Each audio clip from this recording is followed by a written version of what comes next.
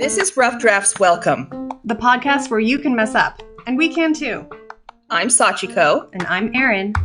And together with the editors at Salt and Sage Books, we're changing the face of storytelling, one rough draft at a time. We're glad you're here. Let's get started. Hello, everyone, and welcome to today's episode of Rough Drafts Welcome. It's a solo episode with just me today, and we are going to be talking about traditional publication versus indie publication. Now, this is a gigantic subject that we could really do an entire series on, and if you're interested in that, just let me know. But we're going to give really like a big overview today of what exactly is traditional publishing, what exactly is indie publishing, a couple of things to be aware of. And my goal really is to help you think through which of those paths towards publication feels best for you. We need to start right off the bat with dispelling two myths that I see crop up again and again and again when we talk about indie publication and traditional publication. The first is that the quality is notoriously bad in indie publication. I would like you to take any part of your brain that still believes that and just erase, okay?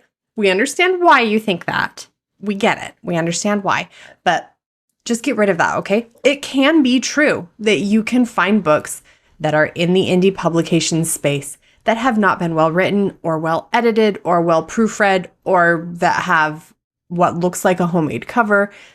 All of those things are possible. You can also find traditionally published books that don't have very good covers or that have covers that are generated by AI, thumbs down, that weren't edited particularly well, or that the story's just not actually that good. We've all had that experience of reading a book and being like, whoa, I don't know how this got published. Quality of writing has very little to do with the process of publication and a lot more to do with how many people are involved in the editorial work of the piece. Now, again, this is not to say that you cannot have someone who self-edits and is just incredibly good at self-editing. Those people do exist. But the reason in my mind that we see this comparison between where people say like, oh, indie publication just isn't as high quality is because indie naturally has fewer gatekeepers. So I'm going to define gatekeeper as somebody who decides whether or not your piece makes it to where you want it to be. So someone who says, yes, this is good enough to be published, or no, this is not good enough to be published, or it's not good enough to be published yet. We would like you to do revisions. Those are the people who are gatekeepers. In traditional publication, those are people like your agents, they're your editors, they're the acquisitions team, they're the marketing team. And important to underline here, you heard me say acquisitions and marketing. These are people who understand what the market currently looks like and whether or not your piece is going to be saleable. That does not mean the same thing as good, right? Saleable does not equal high quality. Saleable means we can market this. High quality is something else entirely that honestly we could argue about. That's a pretty subjective term too. So, indie publication is not inherently worse publication, especially if you as an indie author have a team of editors or proofreaders or line editors or incredible beta readers or people who read your arcs or whatever it happens to be. You can have wonderfully high quality work published through an indie market, and you can have impressively not high quality work published through a traditional market.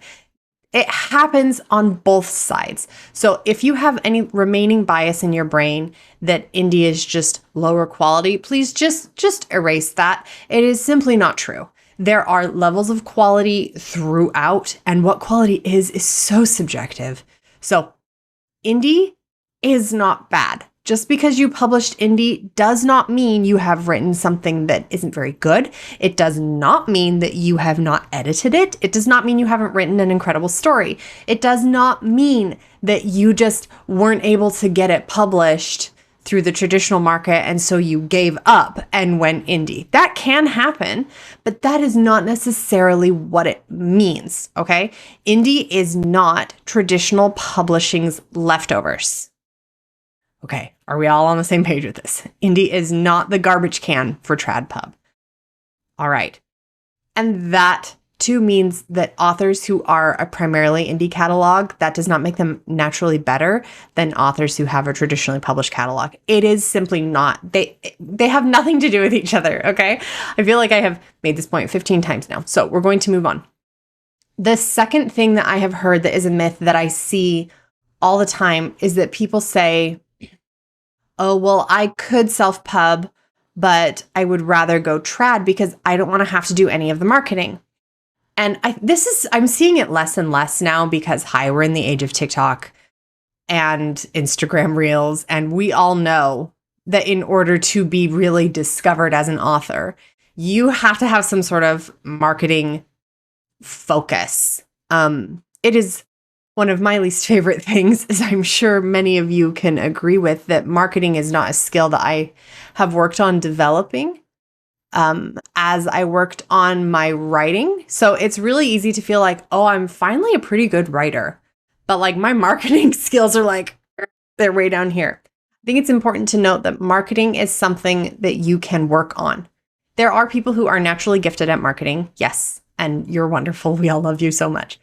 But you can also learn to market as a skill set, right? You can learn to do it. It is not something that you're just naturally good or bad at. In most cases, we have to work on it and we try different things and figure out what works and what doesn't. The main thing that I see is people saying like, oh, but if I'm traditional publication, then the publishing house will do the marketing for me. Yeah, maybe. If you happen to be someone who, we see this a lot with like repeat authors, right?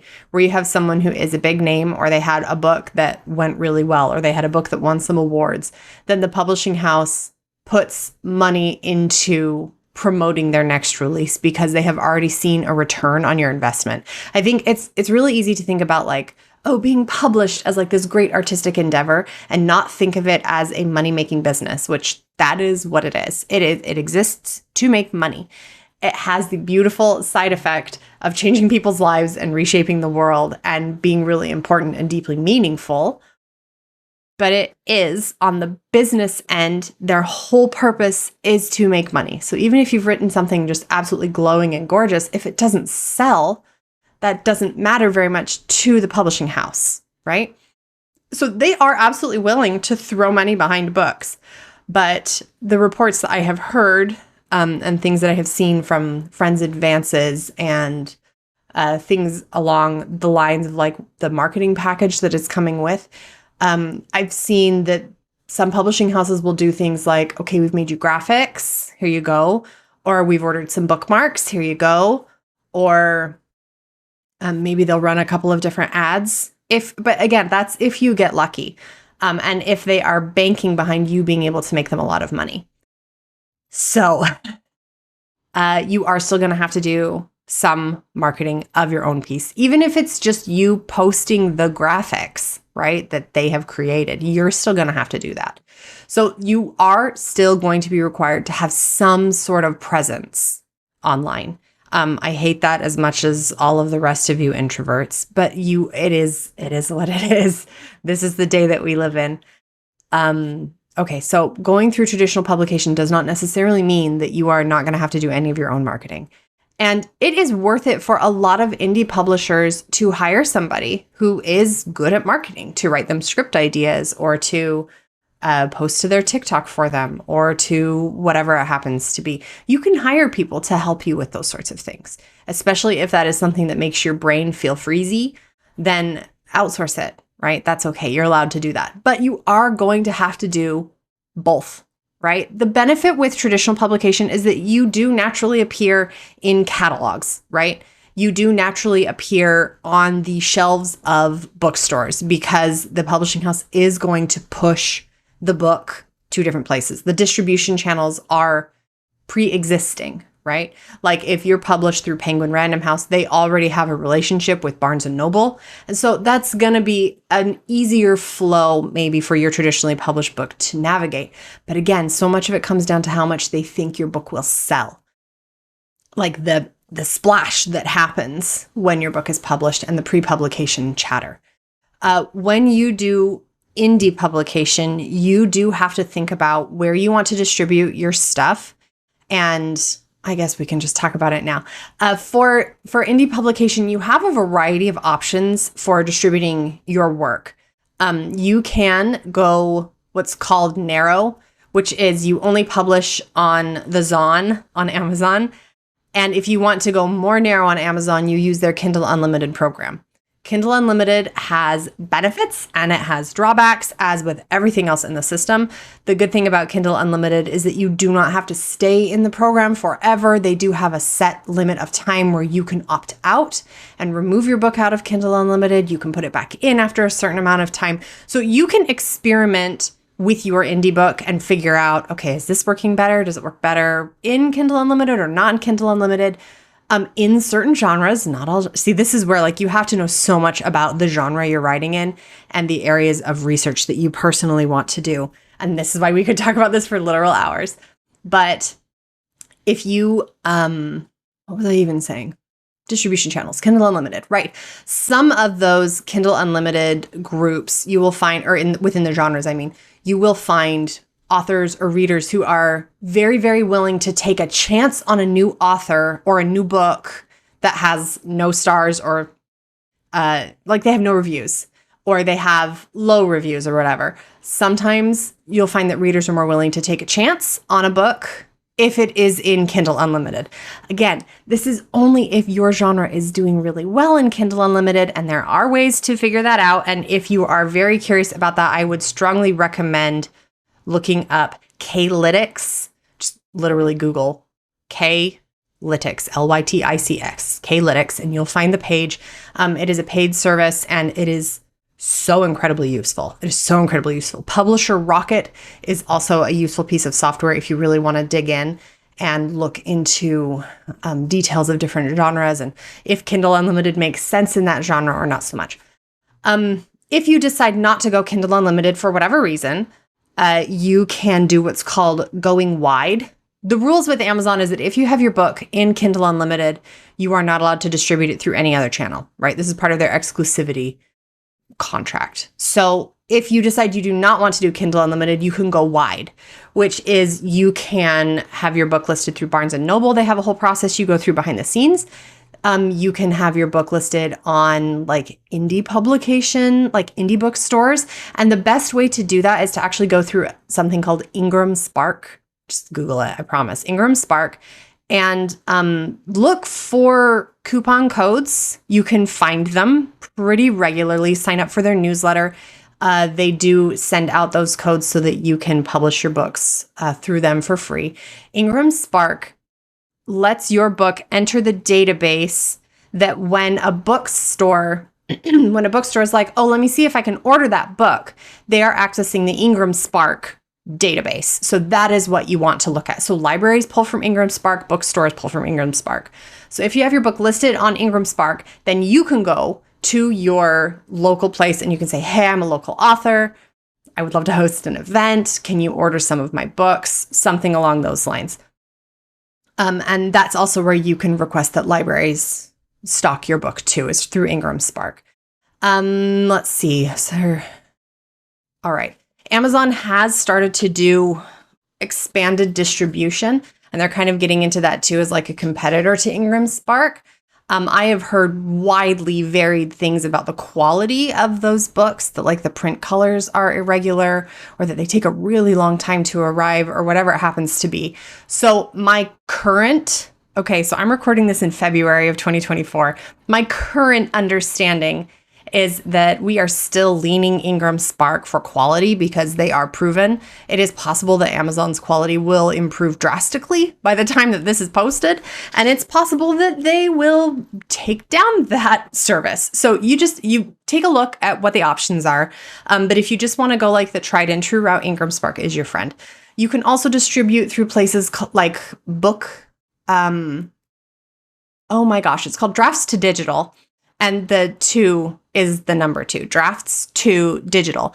And they will help you to distribute your book to a wide variety of networks. So like the Barnes and Noble, their digital reader is Nook, right? So you technically, if you want to put your book through Nook, you have to like go in and have like the Nook specific thing, and you have to upload it to all of that. It is so much easier to just use a place that can distribute it for you.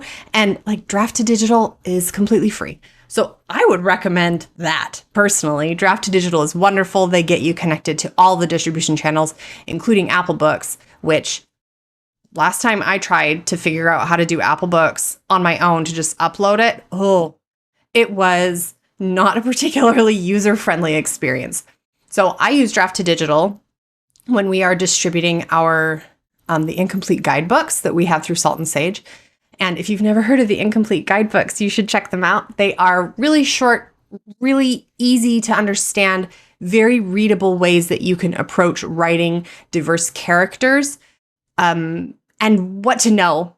It's like a mini primer of like, here's the basic stuff that you need to know. So one of our most popular ones is how to write Black characters, an incomplete guide, right? And it's incomplete on purpose because there's no way that we could write a whole book. Like we could not cover everything. It is only meant to be the basics, but it's a really good primer and there's so many good resources in there to really help you launch off into learning more things. We have a lot of those guides and they make me very happy. I'm just going to tell you about all of them now as I'm looking at my bookshelf that has them all. So we have writing fat positivity, about how to write a character who is fat. We have how to write asexual characters, how to write autistic characters, and how to write about sexual assault, which is obviously a hard one to read, but they are so well written, these books. I did not intend for this particular thing to be me telling you how much I love these books, but they are so good. They are so good. They're from our authors and our editors and our sensitivity readers who really have read so many pieces and they understand the problems the authors bump into and the common misconceptions that happen around whatever identity you're writing about. And they understand it on a deep personal level. So for me, they are very informative to read because I learned things that I didn't know, but they're also very moving. And that's why they feel important to me, is because I care so incredibly much about all of my beautiful editors. I love them.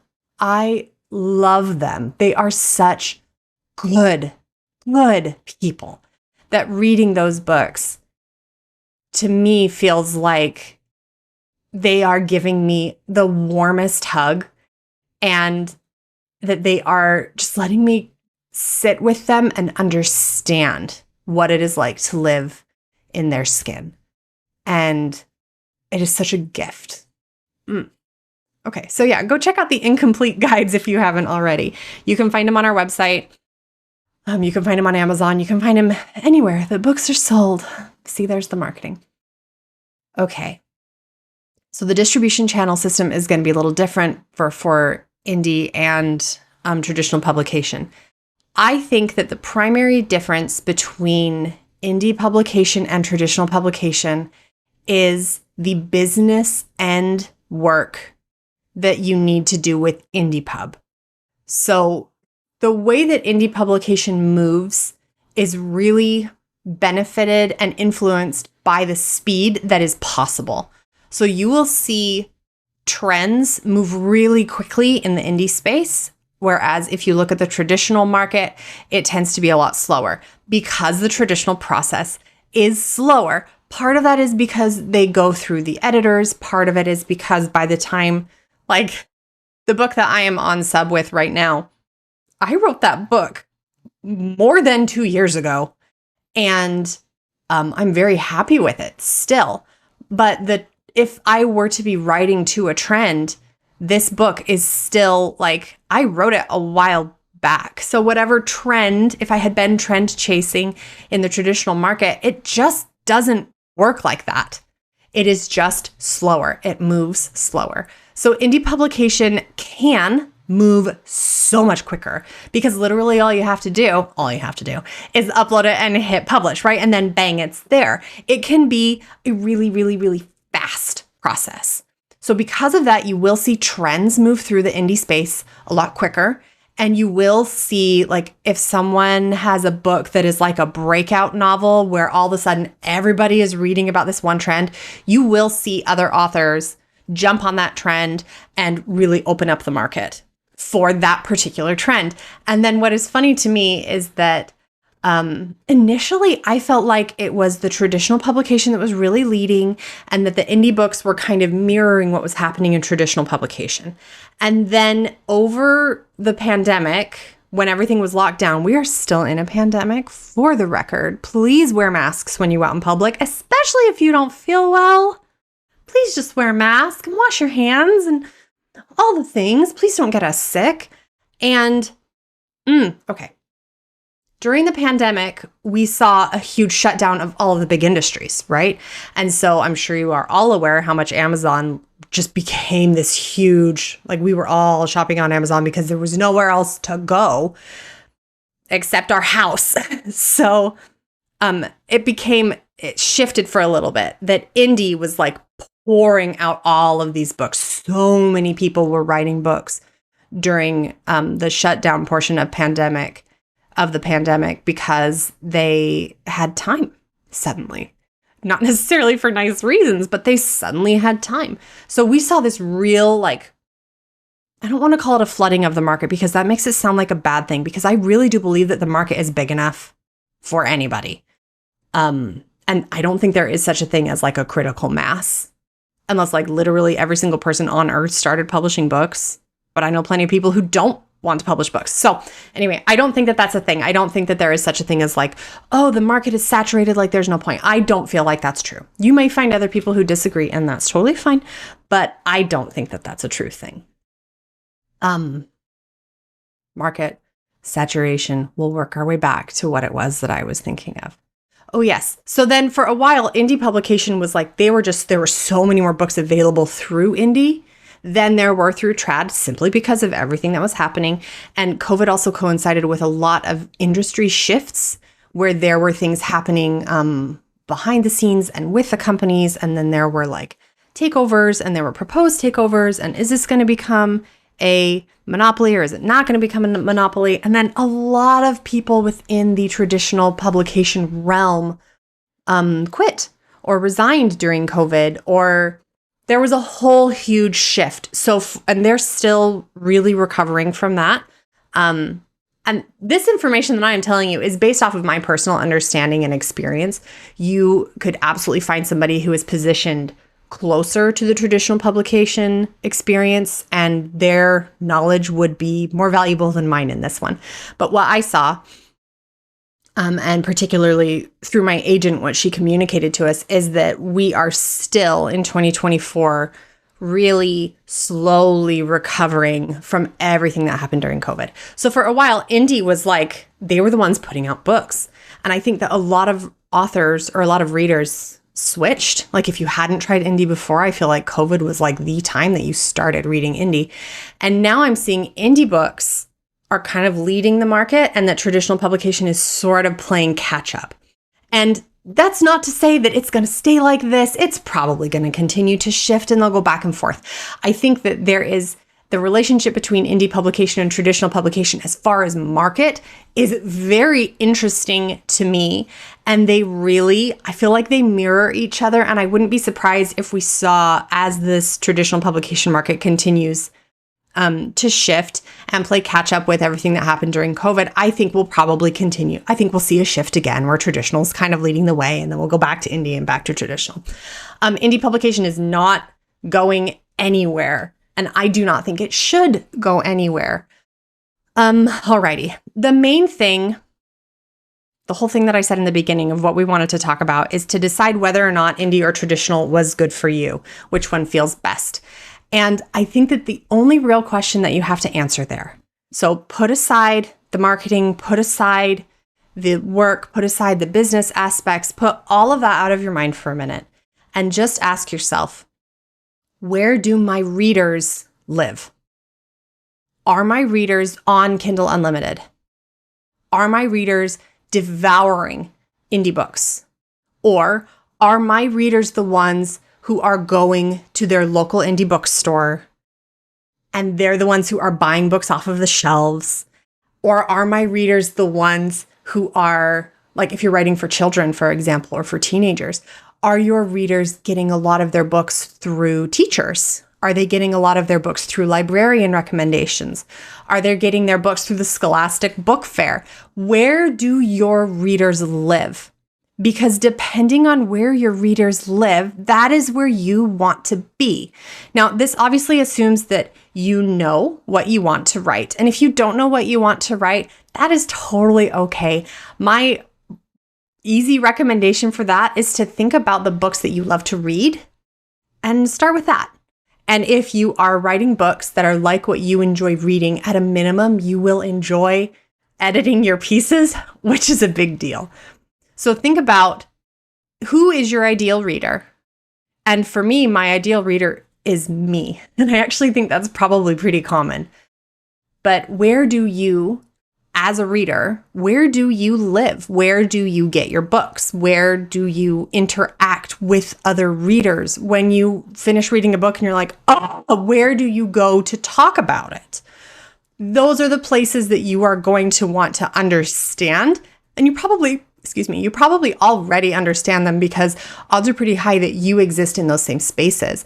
But if you are writing for children, an indie publication has made a lot of positive moves into making it easier to distribute novels and picture books and graphic novels and things. They have really pushed hard in the indie sphere to make those a more accessible thing. The truth of the matter is still, though, that most children get their books through schools. And the way to get into a school is probably traditional publication. Now, this is not to say that you cannot have great success with indie publication and children's literature. You absolutely can. I have spent so much time on the Kindle Unlimited page downloading ebooks for my children to read when we're about to go on a big long road trip, right? Yes, I frequent both spaces, but you need to think about, okay, what is the market that I'm trying to reach? Who am I trying to who would love my books? Who would love my books? And it is a little trickier when you're thinking about marketing for children, because really you're marketing to their parents, right? You're marketing to the parents of children and also trying to write something that the children will enjoy. And that can be a tricky proposal. But my goodness, when it's done well, it's done so well. I adore children's literature. But think about, where is your audience? Where do they live? And that can be your first clue as to, okay, I could go this way or I could go this way. And then I think it's important to consider, how much do you have financially to support your project? How long can you wait for a payout? How long can you, because we all know writing is about changing the world first and foremost, and because it feels incredible and it just lights something up inside of us, right? That is the first reason that we write. But the money is nice too, right? Traditional publication money is probably a lot less than you think it is. If you haven't done research into that, you're just going to want to look up advances, traditional publication advances, and look at it per house.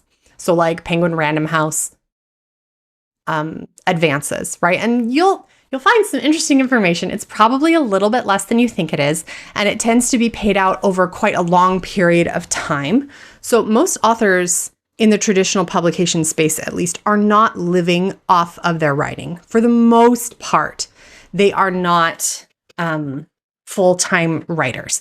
And you'll find a lot of people in the indie publication space in the exact same space, right? In the same space where this is not their full-time job, but they would love it to be.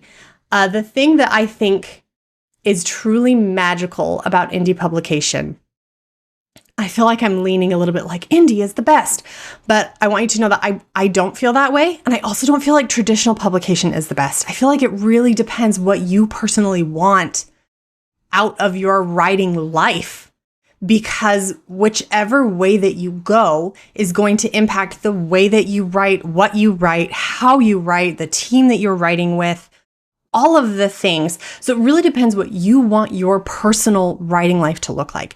Indie gives you a lot more control over the over like marketing and the creative aspects and things along those lines. You get to decide how quickly or how slowly something moves forward, of course, pending availability of your editor. You get to decide how much money you're going to spend on the project. I mean, sometimes, but you can set that budget. You can decide for yourself what feels good. You can decide how you market it, where you market it, when you market it.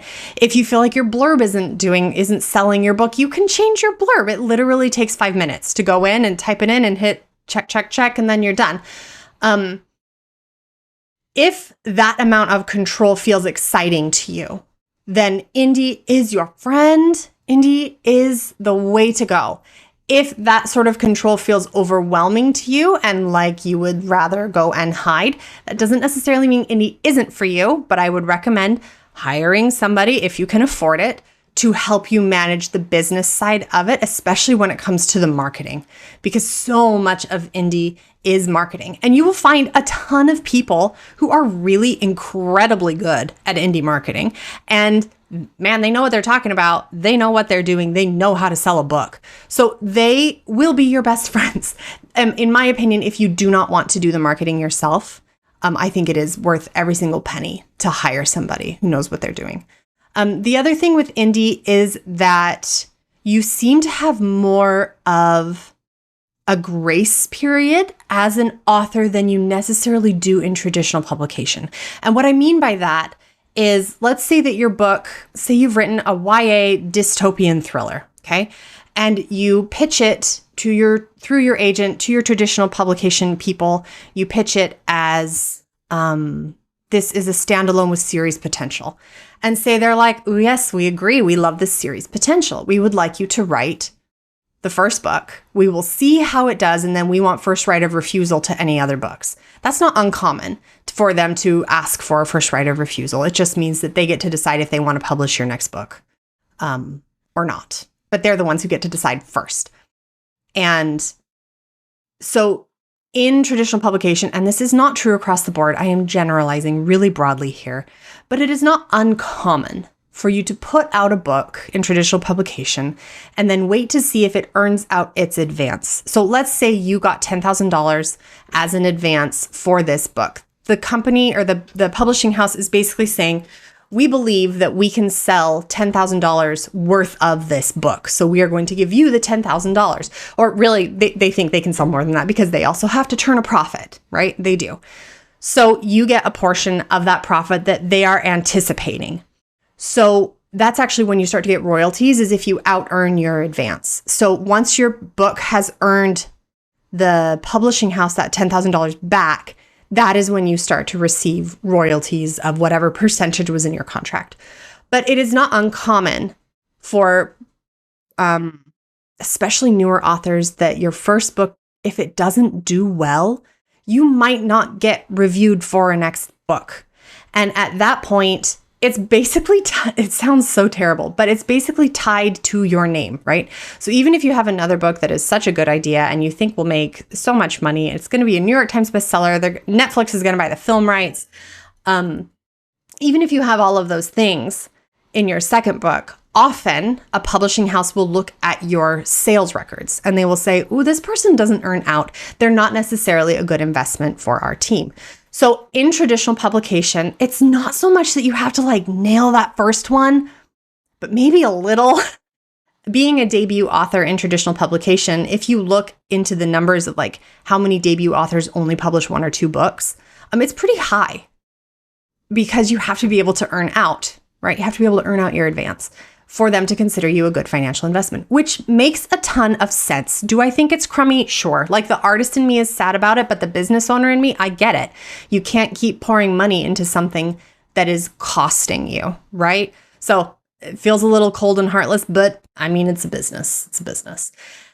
With indie publication, there seems to be more of a ramp where you can say, okay, that book didn't sell super well. Okay, I'm going to try publishing next. I'm going to do a trilogy. Okay, and ooh, that looked like it sold a little bit better. Okay, so my readers seem to be really interested in this specific subgenre, this specific trope. So I'm going to write a standalone for that. Oh, whoa, that sold really well. Okay, I'm going to write more of that. Okay, it seems like my audience, book 2 didn't sell as well as book 1. So book 1, what was different about them? Book 1 leaned into this specific flavor of the trope, and then book 2 was a slightly different flavor. So I'm going to write my next book that is like mimicking book 1. And oh, yep, look, that sold so much better. So you can experiment a lot easier, I feel like, with indie publication. Because you can make a new pen name every single day if you want to. There is no sense of like, oh, well, this author's already written XYZ and it didn't sell, so like whatever. You can just have a pen name, and that's okay. And that's not to say that traditional publication doesn't do the exact same thing. We're looking at you, J.K. Rowling. But that you have a little bit more control of seeing, like, of trying again. You can try again so easily with an indie. The other thing to bear in mind with indie, and again, this is so genre specific. So you need to know within your genre, do series sell really well? Do people like books that are interconnected but standalone? Is it standalone novels? Do they like standalone novels with characters that only vaguely overlap? Do they like them where it's like, oh my gosh, they were the main character in book 1 and now it's book 7 and here I see them again? That's interconnected worlds. I've already said that one.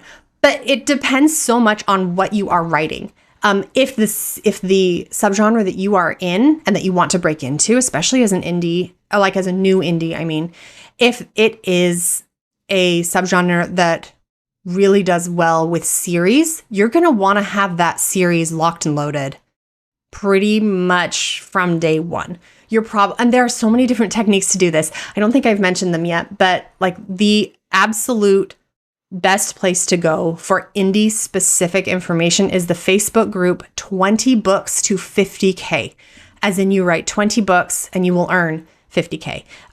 The numbers are both like, they're numerical. So 20 books to 50K. If you're not already in that group, please go join it. The Writing Gals is another really good one. And you can find all sorts of different groups that are like subgroups of how to do it. But 20 books to 50K is full of authors who have made this into a full-time job, who understand how to do it. And they're so generous with their knowledge and information. Fair warning that there are occasionally posts in there that are problematic on an inclusion level.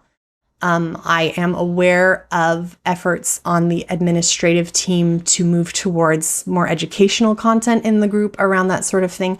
So that is good. But do be aware of that, especially if you are part of the global majority. It is possible that anyway, I just want to get a heads up about that. I do still find the information that they have is really valuable and that it really isn't available anywhere else. So go in there, check it all out. If you want to sidestep that completely, I would highly recommend Mal Cooper, Mal Cooper. Everything that she does is genius. She is so intelligent about the way that the indie world works.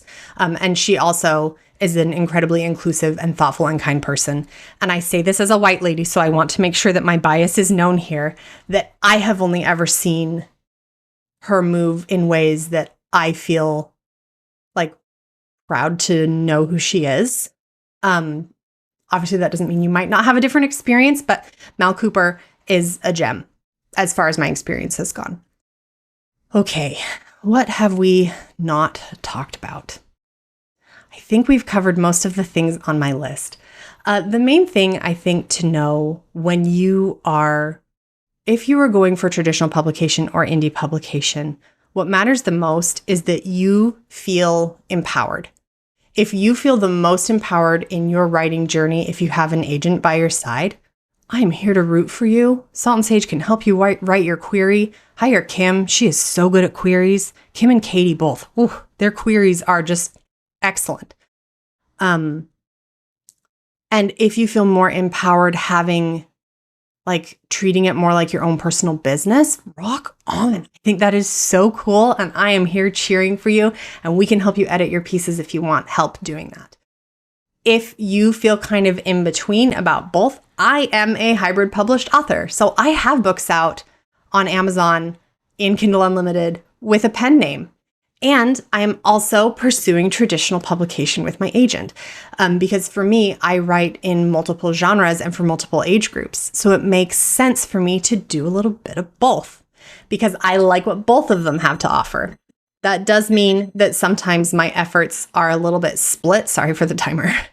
But I wouldn't have it any other way. That really appeals to me in the way that my brain works. So it depends so much on what you want.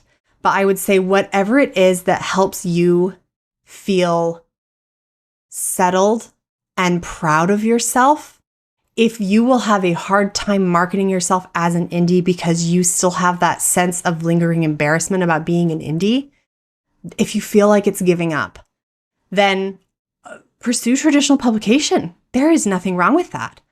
But work on yourself and deal with that sense of judgment that is at the core of that and shame. Because indie publication can be really incredible. Traditional publication can be really incredible. And doing both can be really incredible too. There is not one correct path to being a real author. There is not one correct path to being a good author. There is not one correct path to making money from your writing. There is not one correct path. You have a wide variety of options, and whichever one feels best to you is the one that you should pursue.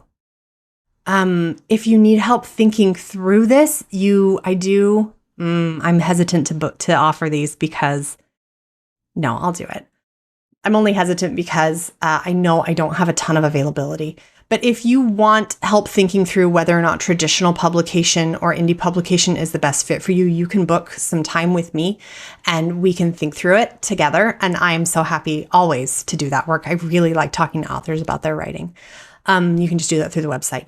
Anyways, okay, this has been a bit of a longer episode. Thank you so much for sticking with me through it. If you have questions about indie publication versus traditional publication, I want to hear them. Put them in the comments. Send us an email. Go to our website. Check out our blog. You can make comments on there. We read them all. You can also find us all over social media and leave us comments there. We love hearing what you all think. And I am particularly very grateful to know how the podcast is impacting your writing process and the way that you feel about all of it. So thank you to those of you who have already told us how you feel about all of those things, because it means a lot to us to know that you're listening and that what we are saying is having an impact.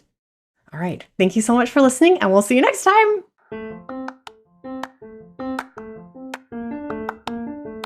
This has been Rough Drafts Welcome. Thank you so much for listening. Got any questions? We would love to hear them. Got a complaint? We'll hear it too. Yep. Leave us a 5-star review. Pretty please. And thank you. And if you want to book with Salt and Sage Books or learn anything else about what we do, or if you want to work with us or take our courses or blah, blah, blah, blah, you can find us at www.saltandsagebooks.com. And we're all over social media too. We sure are. And we'll see you next time. Bye. Bye.